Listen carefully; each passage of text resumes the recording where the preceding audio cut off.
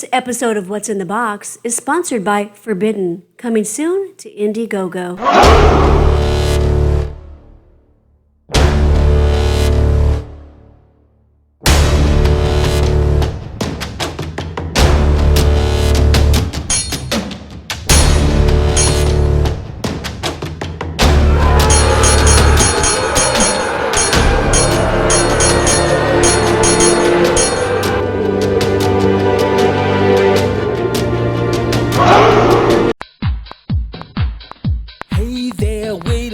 Mr. Postman, yeah, you right there, Mr. Postman.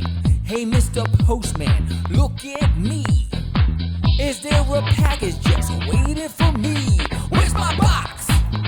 Where's my box? What's in the box? Welcome to another episode of What's in the Box. I'm your host, Sam the Crazy Man Vera. And today's pretty exciting because I backed an Indiegogo campaign because the artwork attracted me. And so this is the book, and it was very successful. It raised over $12,000. So this is a print that I received from the, as part of the reward level. And this is illustrated and signed by Russ Leach, RL 2021. I love that piece right there. It's pretty cool. Then I got this cool magnet, which is dope. That's pretty dope. I got this Only Death Can Save Us, The Cat's Out of the Bag. That's the book that I backed. There's a sticker. And then here are the four main characters within the book. 1, 2, 3, 4. That's death right there. Pretty cool. I like these cards. And so the book is called Only Death Can Save Us, Book 1, Keystone. And it's by Russ Leach. And the credits on the bottom are also Rick Hoskin and Tom Quinn. So, you know, we're big supporters of the independent community. And on Indiegogo, I think I backed so far 4 Indiegogo campaigns and 5 Kickstarter campaigns. So this is one of the 4 that I backed and did really, really well. I don't know if I said it before, but he raised over $12,000. And, you know, when I saw the artwork, I was very impressed. And then the amount of... See, as an artist, you know the work that he put into this. Because he spent a lot of time creating these amazing scenes, multiple characters, different camera angles, points of view, perspective. I mean, he really went all out. He didn't take the lazy approach to this. And then the coloring complements the artwork, the lighting. I mean, everything, every bit of it. So you open up the book. This is a collected. There's the back of the book. And then I think right here, you have some quotes. An original story that rips along like the Bronze Age classics. Only Death Can Save Us has epic action, colorful characters, and a sense of humor. Great fun. By Kieran Moore. He did Doctor Who Adventures in Starburst magazine. Then you also have With Cosmic Thrills and Existential Chills, Only Death Can Save Us is an adventure unlike any other that is ideal for both young and the young at heart. Lucifer Storm Audience Choice Award winner. So there's comicbookblackbelt.com, onlydeathcansaveus.com, and russleach.com. 3 websites. So this was a double cover. Unfortunately, you can't see it all spread out here. But I just have to say, the production value, the page layouts, the color scheme, very polished, very, you know, like seasoned professionals. I mean, they did an amazing job with this. You open it up, you have this nice black and white right there. Then you have credits, right? So Only Death Can Save Us, and then you have faded into the blue background. You have a battle scene from one of the pages, I guess. And so story and art by Russ Leach. Russ, you did your thing. Dialogue and additional plot, Rick Hoskin. Editor, Tom Quinn. Cover colors, Mike Summers. Did a great job with the colors, Mike. Lettering, Cray 8 Uck. I don't know how you say that. And then layout and design by Russ Leach. So then you have information about comic book black belt, Only Death Can Save Us, and the copyright information. So it starts off with this epic battle scene. And you have war, famine, pestilence, and death. So I'm going to go back to that quote in the back. Right? An original story that rips along the Bronze Age classics. It felt like old school comics from back in the days when I was reading it. So that quote stands out. I just read the quote for the first time with you guys. But opens up with this battle scene. Reminds me of like George Perez used to create these amazing scenes of tons of characters, and he really spent, you can tell he spent a lot of time designing that one battle scene. So it goes back, tells about this war and how they were stopping the evil onslaught, and again, it starts off like almost like a cartoon where it goes into battle, then it goes into and what's gonna happen? Book 1, Keystone, and evil waits in dark places. They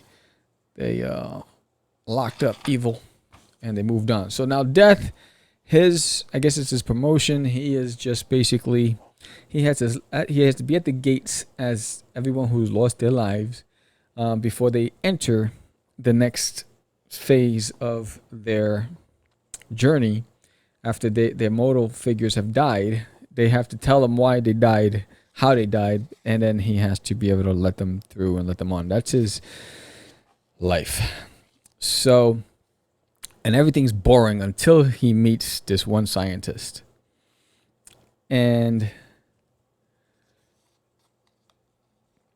she basically lost her life because her and her partner opened up the gates, which allowed evil to come through.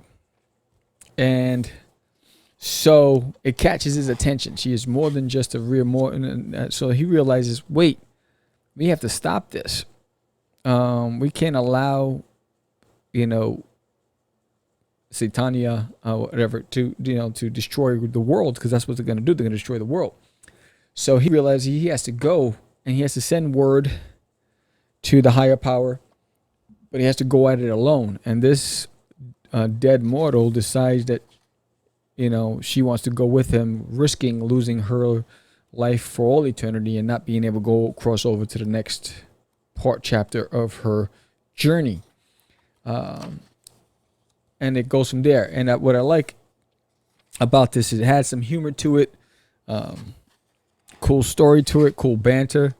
And then, of course, you got Satania right there and his legion, and they want to take over.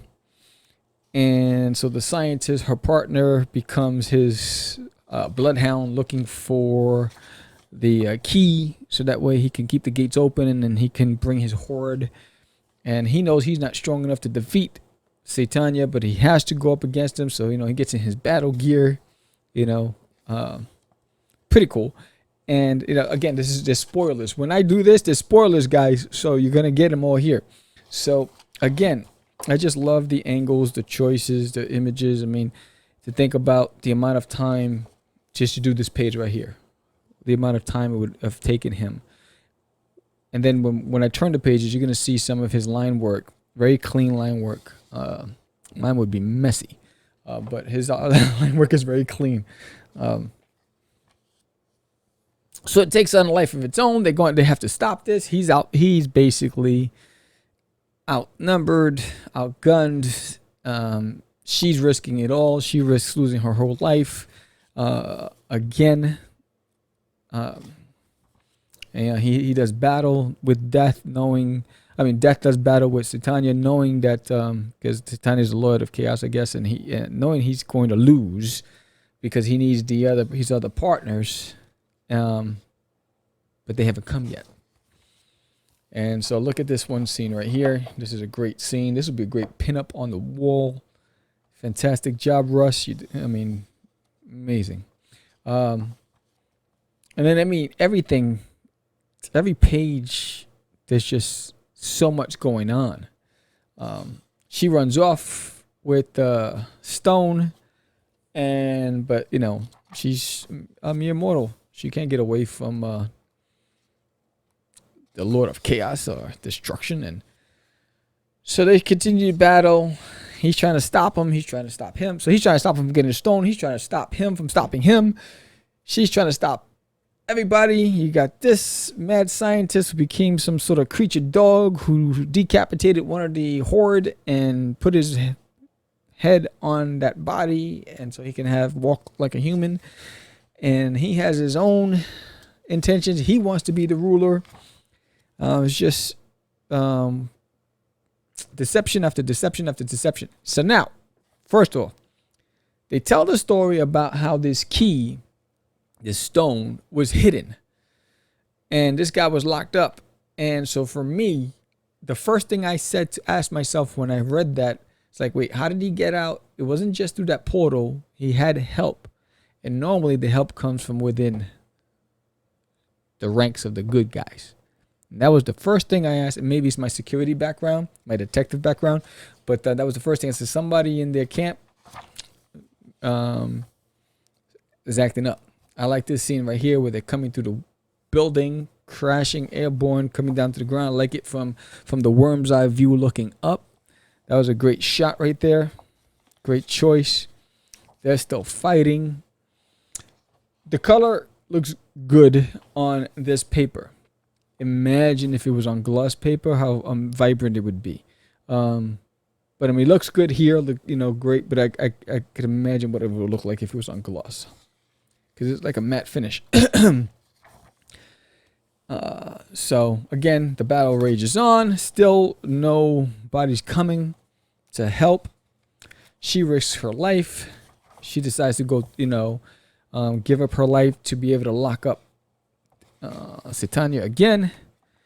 And then Death does the unthinkable and resurrects her and merges her body with the stone, the Keystone. And now she's one with it. But now she doesn't know how to get them back home. So he's basically now become Mr. Miyagi. He's trying to coach her into channeling the stone to get them back home. And he says, try your dreams. And because she's a scientist, it took them to space. It took them to the age of dinosaurs. It took them to the moon. So they're still working that out. Then you get to the end, and here's where it all comes to pass. Enters the key to it all. Starts off with, you failed. Because of you assured me he would remain unaware of my presence in the mortal realm until it was too late. So this is where Pestilence, one of the key members, and she's not happy with the way the world is turned, and they want to recreate the world by destroying it. And feels like it's gone way beyond, and so she breaks ranks.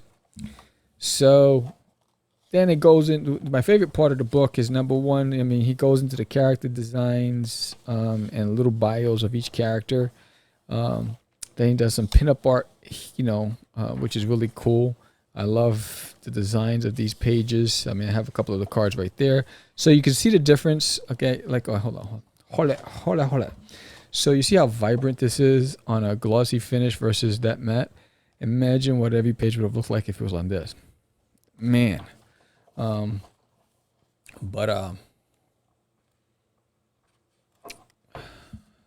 These character designs are pretty dope.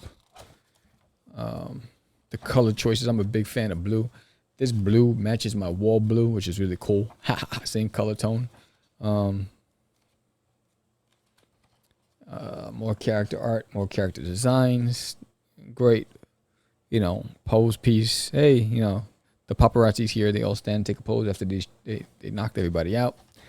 And he goes into basically setting the stage for each page.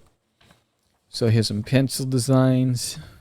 Character creation starts with just the most basic initial thoughts. You know, he walks you through that process. Then production insights.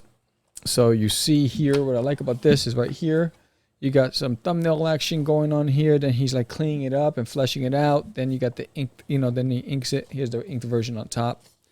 But this is my favorite. I like, you know, his line style is so clean. His line work, so clean. It's a blessing for the inker when it's this clean and easy to understand when you are tasked with having to ink somebody's work. When they're that clean, you can play.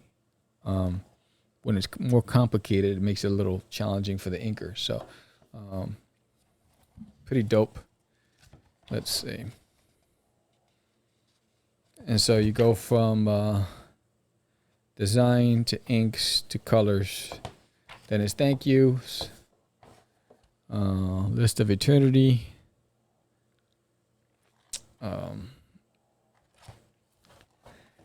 My opinion, worth the money. I'm glad I backed it. I trusted my instincts. Really good. Again, I'm always attracted by the art first because you don't know what the story is until you actually read it.